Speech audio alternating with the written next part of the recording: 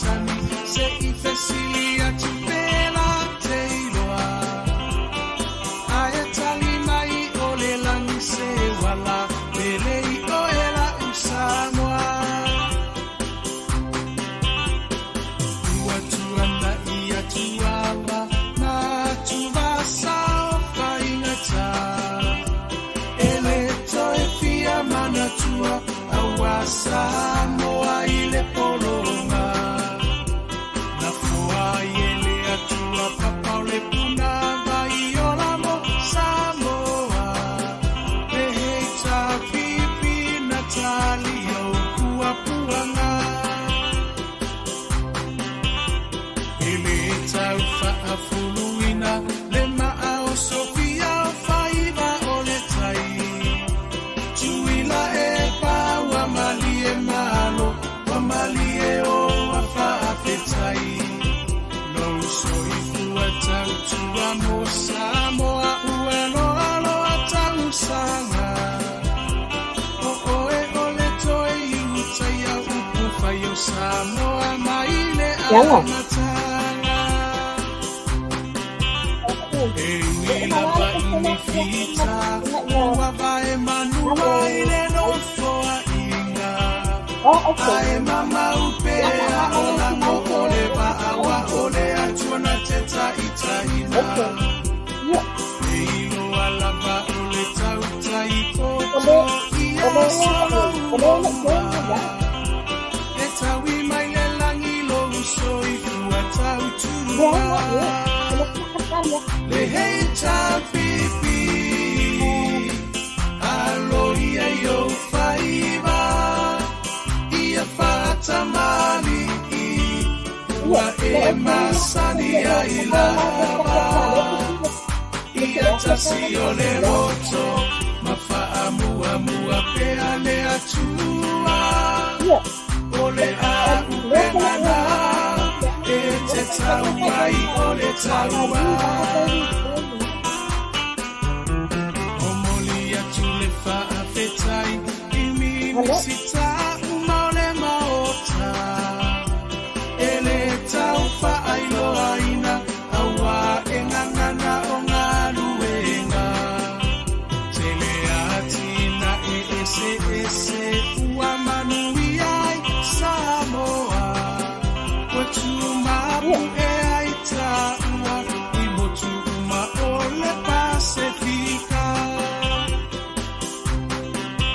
sui fai pule uma o le heita pipi malo tautua ele ngalolo tou sao tau mo se lumana I manuia ele wapufua sina tau olo tou wafu I le palapala e sila mai le atua I loto tautinga Samoa tula I mai se I tātou tali sapai manuia o I o lima awa le melea a e vi ia I le matai o finanga lo whaatau sala ia mali e se I toe se usila le heita pipi e tau tairo tātou sa le heita pipi alo ia yo whaiva ia whatamani ua e masani ai lava ia tasi o le roto ma whaamua pea le atua o le a upengana e te tauai o le taua le heita pipi alo ia yo whaiva ia whatamani ua e masani ai lava ia tasi o le roto ma whaamua pea le atua o le a upengana e te tauai o le taua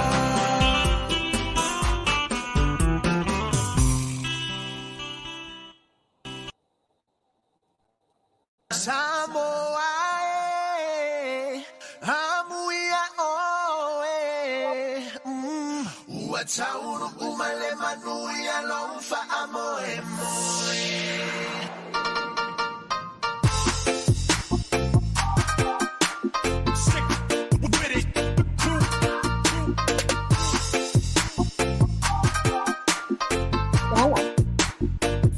On the track, on the track.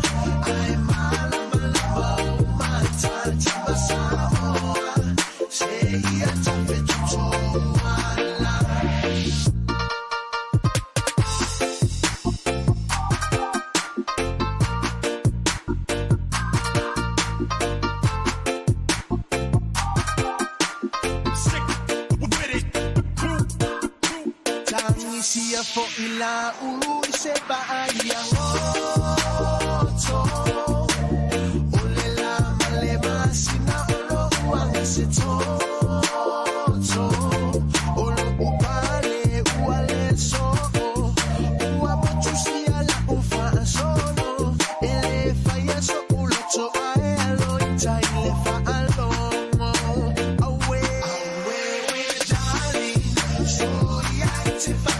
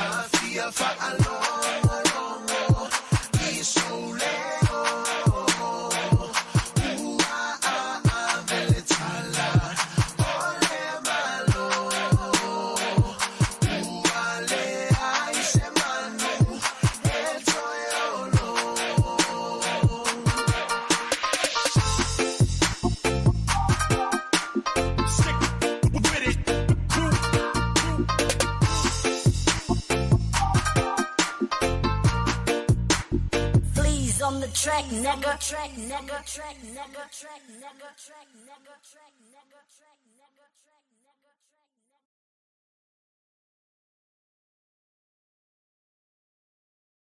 Samoa, Amuia, Watauru, Umale, Manuia, Lonfa, Amoemo.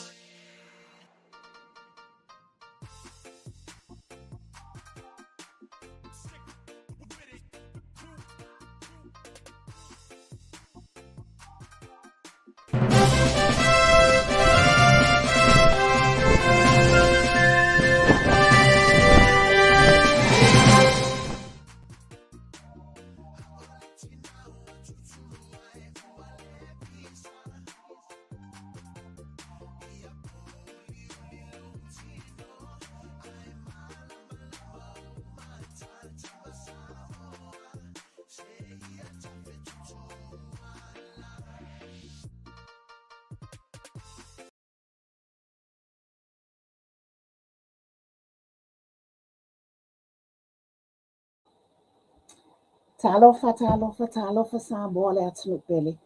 Malo lava le soifo manuia, malo le falau manuia si o tātou atunu. Lea ua tātou au lia mai, le nei asu to ona i le nei, le asu to ona i lona ono. Ia po o le asu ono le nei o apirila.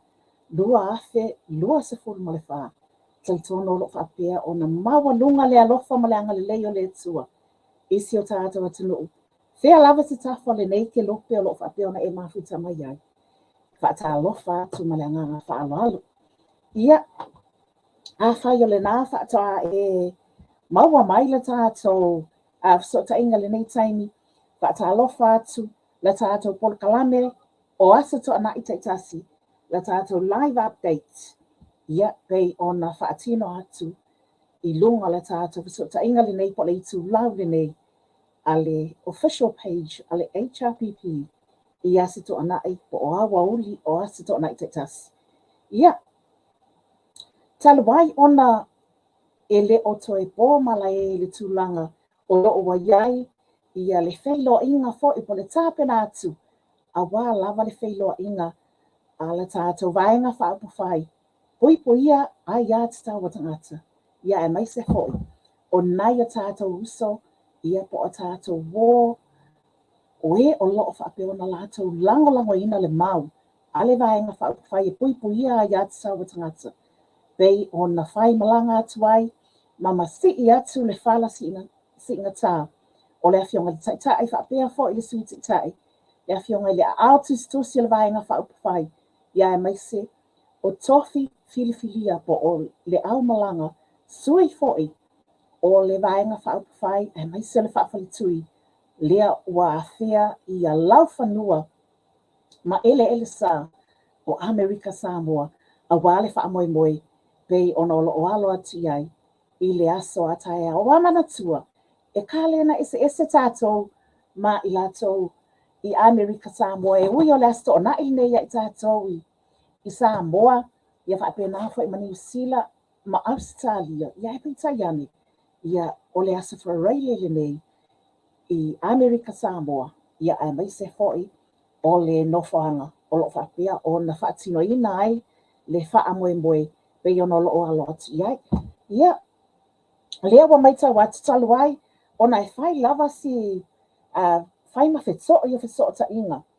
Ia, lea o le whapea ona to watu ai loa le nei awanoa I le awhionga I le autus tusi o le vaenga whai le HRPP, lea le pule rimoni ai afi, lea wa o maita watu. O ma whetso awanoa o whetso ta inga ia. Malo lava le kumanuia ale ala whaafaitia le lava le whaatasimai. Ia, whatalo whatu wafsuanga. Ele nei tūla fiafi mai nei le moto fiafianga. Ia, Amerika Samoa. Ia, o le foi ua kangai mai. Ia, lea lawa o mako la eia ko I la eia le moto. Ia e, o le pūrou lava kaumaka male. Male ofu. Ia, le haka ola fiafia ma. Le nuu e tumui mea malo tele Amerika. Whakalofa tual nei tūla fiafi le. Ia malu ole. Ale tātou maafutanga mai lātou whai o na maumal nei whasalaunga. Ma loso I fua maumal langi ma. Lea matuata siatu mla fionga tamal whale atu ia. Ia o staimi o na tui nātu leo le avanoa e. Sao noa toi foi. O ia o le sui o le tātou komiti whaafoi. O le tātou whaamoe Amerika nei. Ia, malwhala lava. Malo whaafaitia le lava le ala mai se fo la fionga atu ia e tu sai o le whesota I ngapia na whaatino ina le nei aso. Mai te watu. Wa malau lava ma ua matua peise mea fo I lelele I tangata le fia look forward I le whailo inga pei ona alo ati ai le aso atai au. Ia ai sa no ia le ala le ana mai te watu na amata mai lava le aso ana nafi. Ia si tofi lea I Amerika Samoa. Lea na whaapea na whaatino ina ai ia fuafuanga o le whailo inga le vaenga whaupwhai. Ia ai mai se hoi o nisi o I lātou. Na whaapena maua le awanoa I whailo ai atu iai. Lea le nganga wafea ku le starkest ali I le ala. Mana ia te. Ia malo. Whaftai. E pia ona salno atu ia. O le tamu whainga lea le tātou komiti. Whaafoi nei Amerika Samoa. Ia ma se foi ia tātou komiti mai I Samoa. Ia fionga le tuitai tai. Ia whapea le fionga atu ia. Fionga ngatolai ma le fionga pesta mai fou. Ia peo la tou ia lea na so tai mal tatou komiti nei ia la tau fala in fatatia le por kalama le tatou asiasi mai ia pe ona mata ile so nafi ia pe ona to wa mai pe ngat failangi ia ma tango fie lava le mafutanga mal stakist sa fatanuina le matou malanga ina ua so tai mai matalia mai le ala singa fia lava so tatou tama whanau le tatou atunu o lo whainga luenga i nei stakist ina ua mwhai o na Āfea le tatou whainga malanga mai se te sili ia whionga atu le epa ua pe o ia lea ma le tapipi na amataina nei whiutana inga ma tūlanga o iai ia ata le afore wha nafi le waweau o māturi tai ia sa mori mana mai na ia mātou whatasi atu le lotu tai au la tu sauninga lotu e amatainga luenga te tasi amata le tūlai lima ia le ala sa mātou awai ma le whionga tai ia malau malanga umalava ia mātou whailotu whatasi ia malau whainga luenga ia mai a leo na whelo se uwha manuia ma se uwha popoa ia tai ia e whai masui o leo malanga ia maa nei a lava le whilo inga nafi ia e pei na sila fia o le au whainga luenga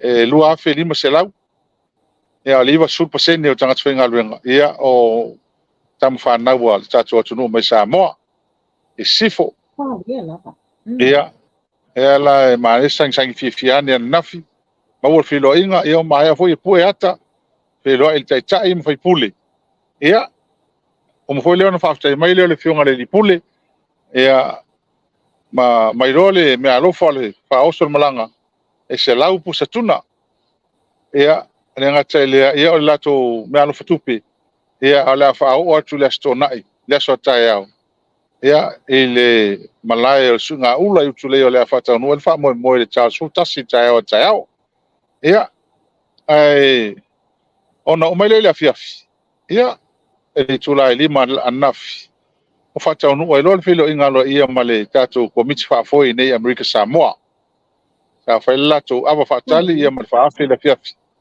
ia matango fia filo inga ia fio fo ima ave el fa fatai el tato bang fa fai ia el lato fa malosi male lot tele ia mai sel na watu tato tanga lue fa tasi e wal to e tapu ina mal to e malosi ina le tato bang fa fai ne fu itu o tato watu ia al tulanga na sa el po ia ala son de so ia ala sa filo ilava ma tam fai lava e pule ia filo ina inga mana wo ia wa volta to fa mo au sa fai fo ile sa el por kalama ma interview wale tai ma tai naf ile TV CK ia ona neila la fia sa wo fa sa le fa sa lang ia ngai fa la tele malanga ia la fia fo il ma wana i mai ile i chapipi i toia fo o tato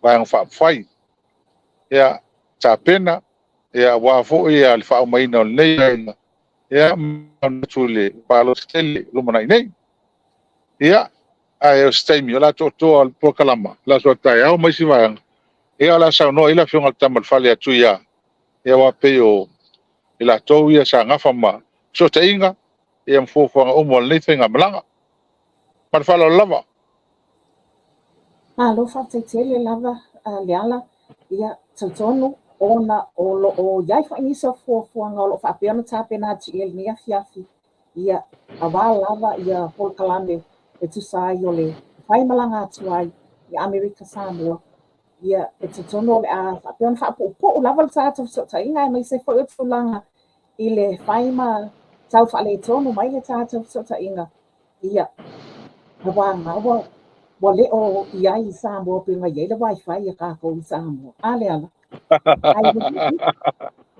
so atiel ni mo sau no fai ia ai le ise e atuleta vanole ne polita so taina ia ile a fiong atu ia a wale fa mai aina mai o nisi fo yo fo fuanga mai se fo i o nisi fa la wiloa a wala va le tapena twai mo fa mo ile so taia ma lo fa tai ia fa tai ia le ai o nei fa moi o fa moi le tatou vai fa fai atoa o e moni lava le malanga mai si mai Samoa ia o lo to ta ko mai fo ina New Zealand ma Australia ia ele ia si so ta to le si ta wa inga nei America Samoa ia le nganga le ia longo mai nei to wa inga ina ia mo lava no e feido ai pe ia ona ta to fa ma fa pe o le nei fenga malanga ma le o mai ia e to ma futa to ta po e to ti mata lu penga wa ta to wang fa fai ia fa ma losi fo I ma to fa ma popo ia awale alo atu I nisi fo yo fu fuanga tele ia ele nei lua tau sanga pa ingo toi ia mata pe nai mo palo tele ia ale pe o le nganga le ai mo le tele le nganga fa stai ko do ta po inga ia mo to so mai ta to fa mo ia talo mai o tai ao aso tai ao I na su nga ula pa ia le tula sutasi ia le amata ele ta to fa mo ia ta to tu le tua me uma e fa tai ta po mai fa tai mo la noa fa suanga Whātai le ala, la ta tō whaia whapea, stai me toi whitāpai ia, e toi whitāpai fōi.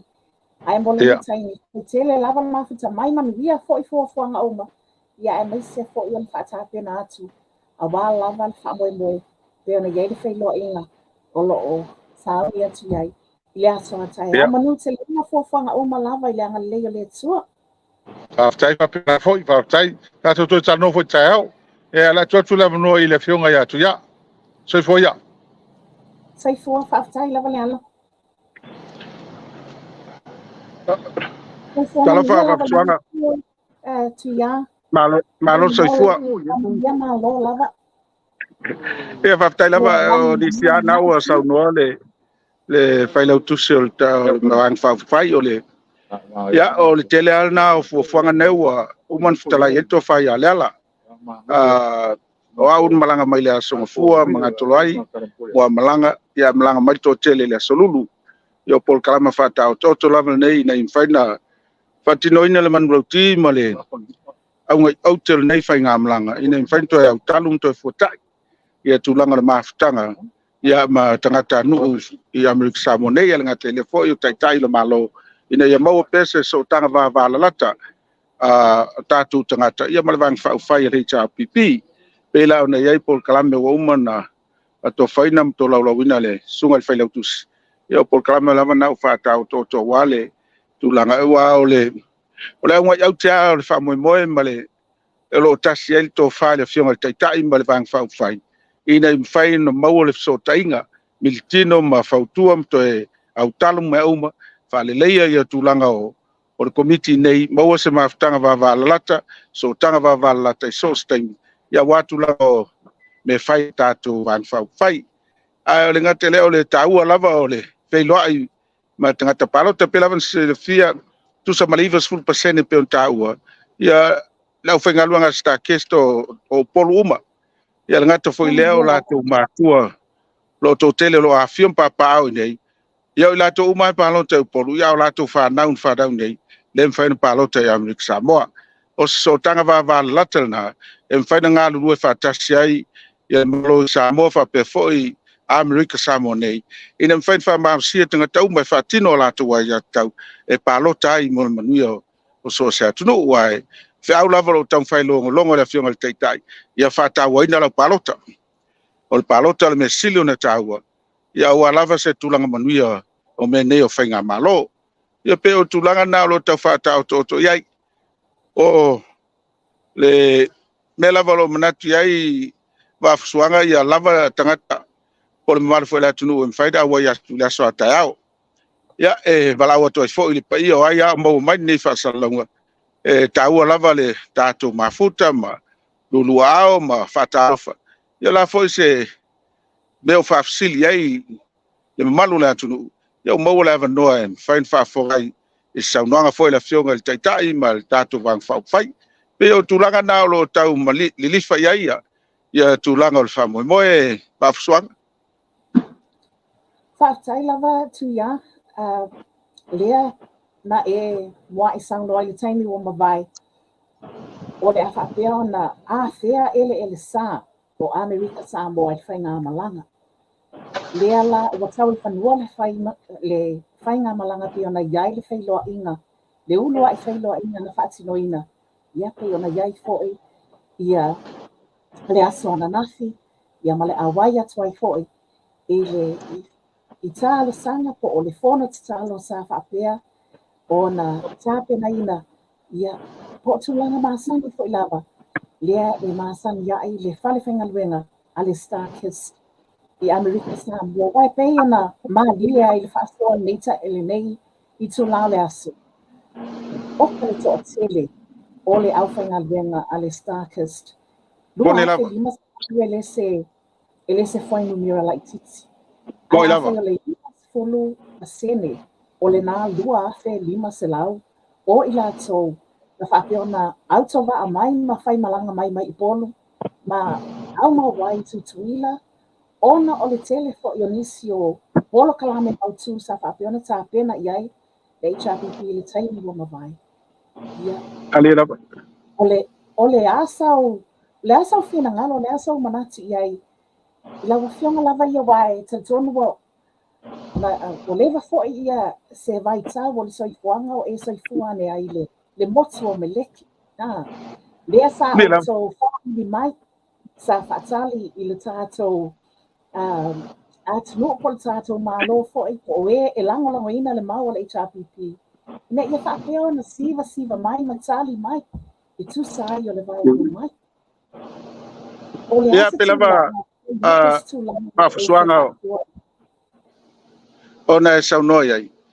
Ia te sila fia foi e se foi fuata malona lou. Ila foi vai tau e pe o tau al malo tuila ia por tanto motu sainei. O le motu fia fianga. Ia fai no fa pe atu ele o toi fai ngo fia am lik Samoa. I tulanga o me fai ma ona ua tele foi le tamau ainga ma le alu luma. O le tulanga o le malo tuila. Ale ngata ele ia ua wes foi le tulanga ia o lato pang fau fai. A le mesili ana taua o le tele o le mai tau o lo matou tilofia le matou whainga blanga. O le lau fonga fia ma sangi mai o tangata. O le lau foi mai tau ia moni ai au o levan foi na nofo i nei atunu. Ia matau tuai. Ua tele lava le suinga o mai tauina mai le mua malanga e o mai le taimile. Ua sui a fo ringa o tangata. Ua tala noa le mai, ua ata mai. Ia ua sangi mai. Tele ilola po le leil to au fasalau. Ia po leil komiti le fa fo ina le por kalame nei Amerika Samoa. Ia ilo tal tonunga. E ngalu e fatasi me uma. Ele ia se me fanta. O le mtoa matango fia o le tali mo afale Amerika Samoa. Pelava na wailo foi a leal tamua aila il pate. E tu sai ma tala foi ala tunu. A solonga lele ia tamua se me ia e solonga lele foi au ta. Mele matou tali tunu ai e tu sai ma le tau longo le fionga le taitai ma le paia le vang fau fai. Ina fai o na maua na vanoe militino ai. Fatalofa malulu au tala no pe le taua o le manu lauti al vang fau fai le chapipi ia le ngata lea o le pui au ia tau tangata o tatou mo ta fai o komiti ia pe lava no fai atu e teu ala o leli tatou tangata au na mtanga tautua so se vainga ina me fai na tino le fa moi te le foi le sao la fionga ma le paia le por kalame awa o le tau longo atu poi fatu tua o le mesili na tau o te mile ia lava le fala uloa o le fala uloa lava le mesili on taua ia me foi le vala o tuai pe an fatu stemi sola ma le tula o fano ele manatu le fionga le taitai me tatu vang fai ele son solia ele sa tu le manua o tupua malao ai e po foi taf pe tai leo matu fata molala Amerika Samoa nei ina mfai ona manino le mata o le vai il telefoi o tulanga yao na manino ele malu le antunu ia mal fala ulo lava o le manu lauti al vang fau fai le HRPP ina mfai manino ele malu la palota ia ngate lea o le pai o le antunu telefoi maftanga mtatai o le malo Amerika Samoa ia lo mai foi lato familia pe an faiatu te mi fano ia o amatan tatia tata o tau lei Wa mulinga fo ni oli ani foli. Ile pa ia mo le malu o tatu atunu ia mi sa mo nei. Ma nei lava se o manto motu. Fia tanga tauma, sangi bai tanga tauma. Ya lese se o toita. Ya pe o tulanga na se vai nga nei vai taimi. Wa fsuanga. Wale lei al motu i sala fai nei oi i tutuila nei. Wa tele na fuli ya tanga tauma la taita na mai tau lau na mai tau totas. Ke le lava swinga wa yai le sangi mai o tangata. Pa fatusa le taimi na mato mua marangai. Il tau whainga nei whamoe. Ia lo whamoe mea mai a pesta. O le leia le lau whong fia pesta mato komiti. Ia le telefoi tangata fia mai. Ia peo se talatu lea wafsuanga mea lo le lei mea lo solo foi ia. Por klame whaatau toto le nei whainga malanga. I se tūlanga lei. Ia o toi o le aso a tau le ua ia le amouta. Foi le amutai. Ia le toi aso nai mua le la alo e mo le aso a tau. Pela na tal no at ya ol to talava mawai malo to talo to el payete lo mau mai nei fa salunga ya lo fagia Āfea tu matalatu au ta to mafuta la so ta e den fa fonta tu fa so mai va tu ya wa fo so silfia ma se lo e tu langa o tau fa mai la wang fa fai ya pe stalatu le va swanga. Alo whawtaitele lava tu ia, whawtai mo tūlanga pe ona saunoa, ia awa fo'i, ia tūlanga I le whaatapena tu mo le aso atai au. Se I toe aitatele I whaatofa I le nei taimi le auli. Se I nā ona toe whaamatongi ane a whaamole le taimi mo atai au, li polkalami o le aso atai au, a mai se fo'i no foanga, o le a whaatinoi nai. O le aso tau la fatinoina tatou plan por kalami.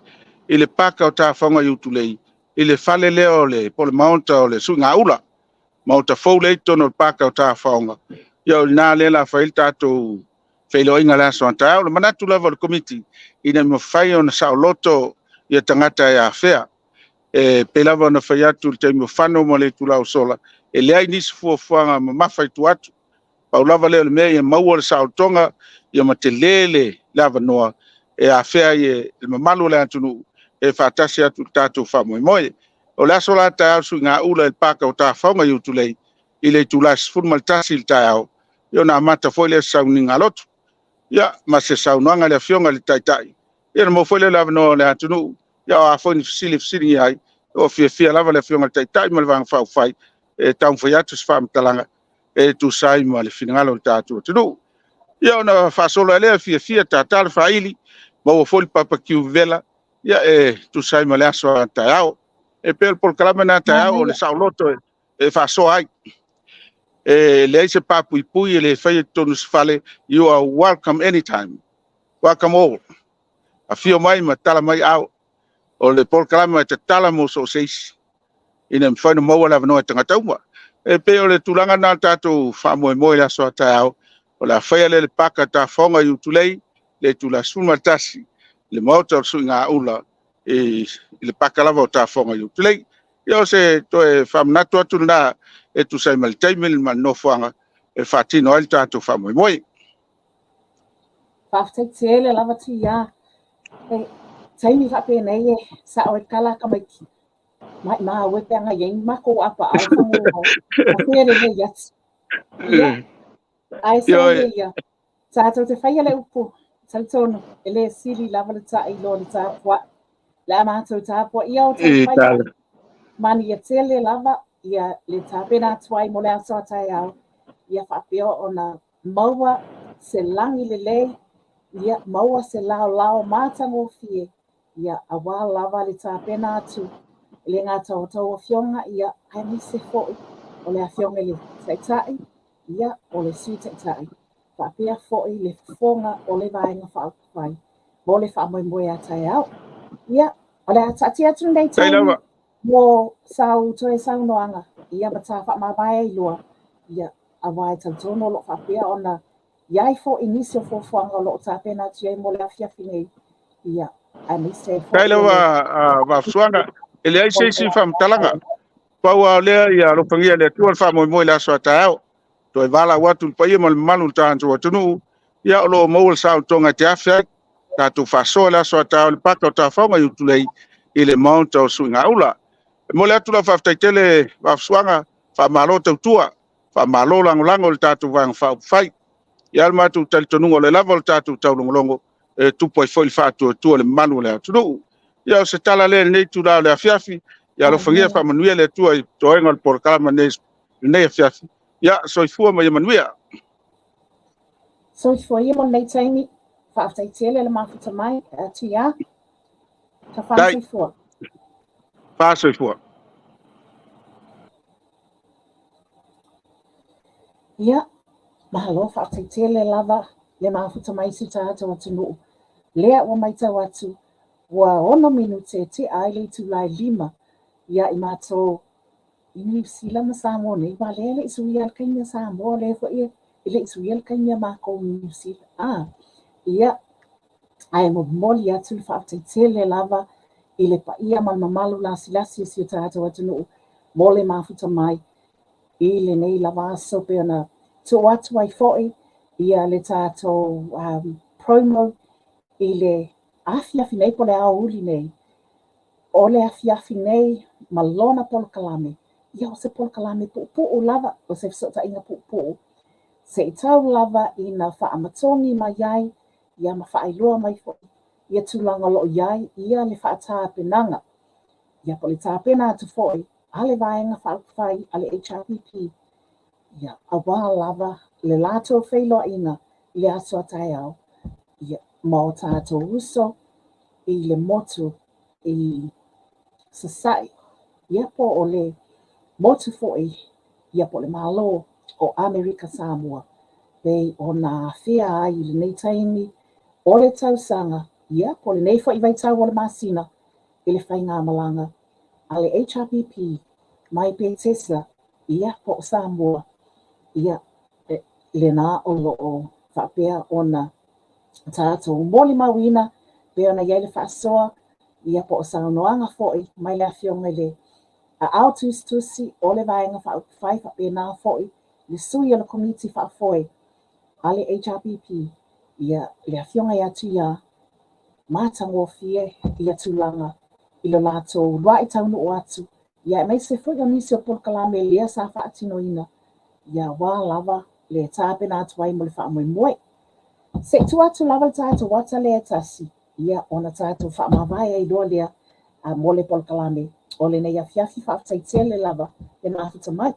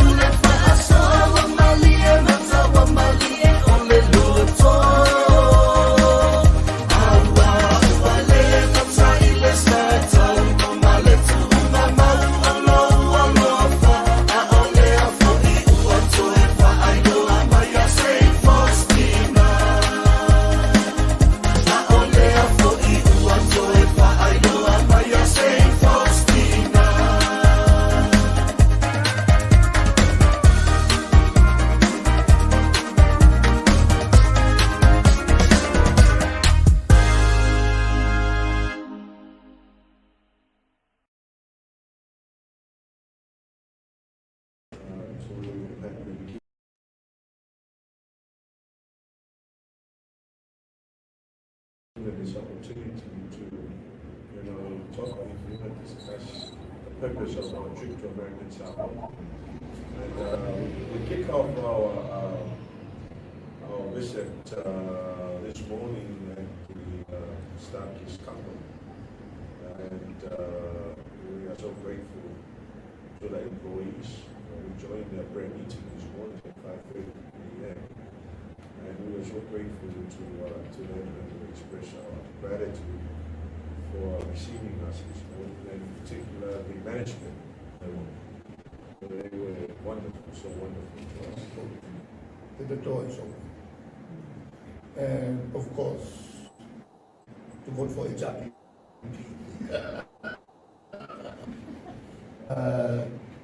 We know, of course, that the government is also came out to have that same privilege, but this is how democracy works.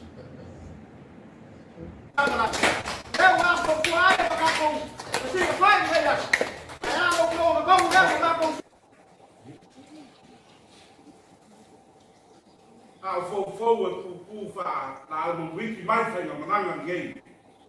Sa fitu ngai Maria mungia pe fa pe feo na la sia masa. Ale wa sa ngopo wa te kalai.